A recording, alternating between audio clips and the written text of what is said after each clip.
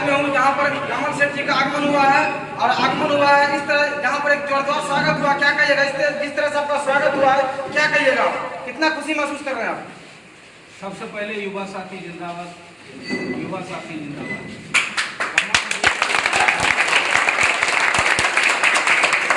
बेनीपुर विधानसभा के जितने भी गार्जियन हैं उनको दिल से बेनीपुर का बेटा का नाम स्वीकार करेगा।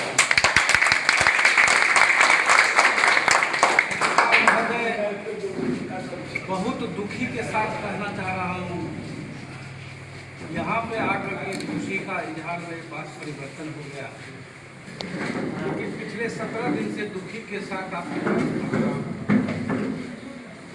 दुर्भाग्य है इस बेनीपुर की धरती। हर हमेशा पार्टियां यहाँ के लोगों को ठगते आ रहा है। हर हमेशा हम सभी गार्जियनों से आह्वान करता हूँ, निवेदन करता हूँ, क्यों नहीं हम मतदाता बंधु को इतना शक्ति दिया भगवान ने, तो हम यहाँ के स्थानीय बेटा को टिकट कहीं भी कोई भी सिंबल दिला पाते हैं।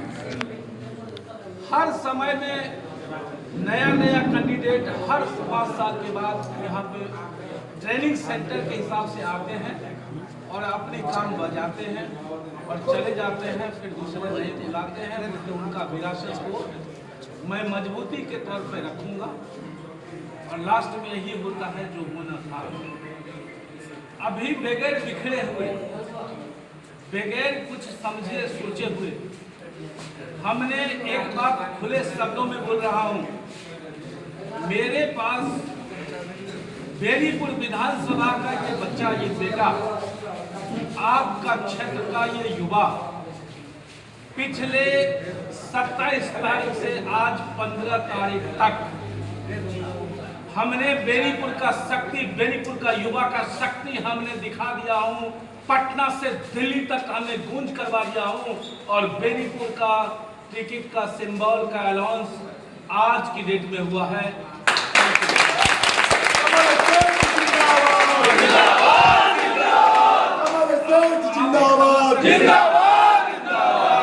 समझ सकते हैं, हमने जहां भी आए दुरुस्त आए, जो लोगों की मंशा था वही मंशा के काम हुआ है।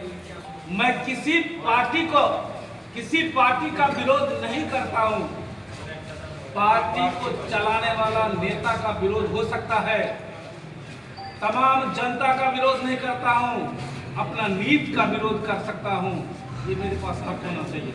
लेकिन यहाँ पे आने के बाद जो मैंने पहले से बोल रखा हूँ, आपके माध्यम से भी कई न्यूज में बताया हूँ, मेरा नारा होगा युवा शक्ति जिंदाबाद, युवा शक्ति जिंदाबाद। बहुत खुशी और बहुत नजदीक से मैं देखता रहा पटना में बैठ करके, यहाँ पे जो नॉमिनेशन हुआ वो सभी भागे से लोग लाला के किए गए हैं। लेकिन आपको बता देना चाहता हूं, कल जो नॉमिनेशन होगा शायद बेनीपुर विधानसभा की पहला नॉमिनेशन होगा, जो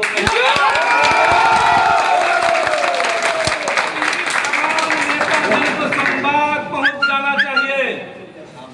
बेनीपुर का युवा, बेनीपुर का शक्ति, बेनीपुर का गार्जियन अब अपने होश में आ गए हैं और होश में लाने के लिए आप लोगों का सहयोग और मेरा नेतृत्व के साथ हम संघर्ष करने के लिए तैयार हैं। हम किस पार्टी से आए हैं? जिसका बेदाग चेहरा है चिराग पासवान।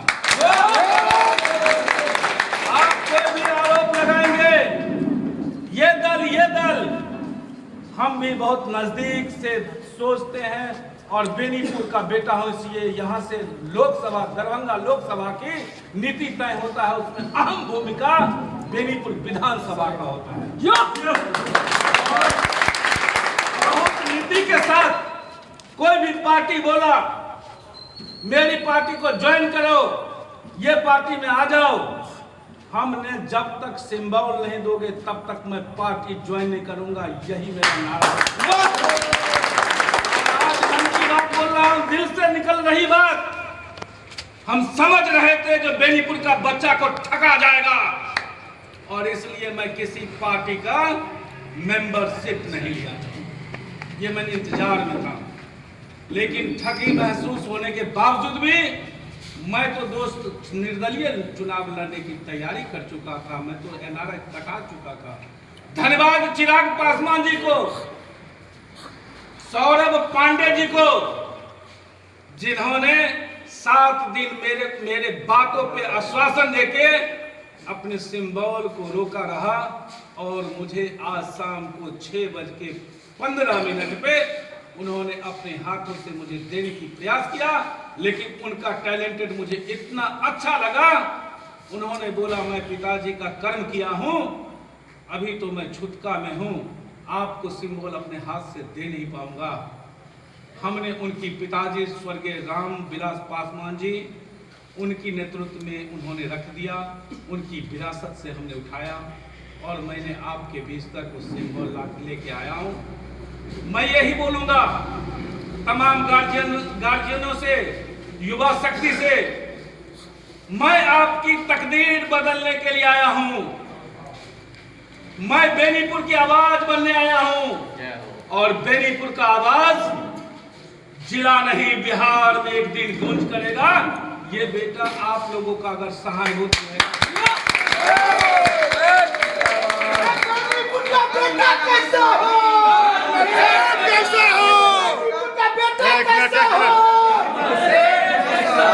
क्योंकि लोजपा पार्टी ने इनको टिकट दिया, सिंबल दिया है और इनका कहना है कि पहले जो भी किया है वो भाड़े के आदमी लाए थे और किराए के लाए थे, काफी भीड़ जुटाए थे।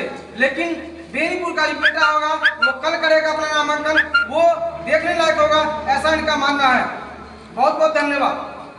आपको बता दूं मेरी नॉमिनेशन में ना तो किसी को गाड़ी का भाड़ा दिया जाएगा, ना मेरी नॉमिनेशन में किसी को नाश्ता मिलेगा। नाश्ता देने वाले कोई हैं, गाड़ी देने वाले कोई हैं, पेट्रोल डालने वाले खुद होंगे, क्योंकि मैं संघर्ष के मेरे पास भगवान ने दिया हुआ है। लेकिन मैं बोल रहा हूं बहन आपके माध्यम से, मैं किसी को कुछ नहीं दूंगा। अगर बेनीपुर का हक की लड़ाई करना चाहते हो तो समर्पित भावना से, दिल से हमको मदद करो।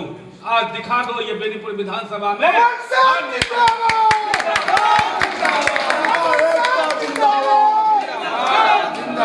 युवा एकता जिंदाबाद, जिंदाबाद।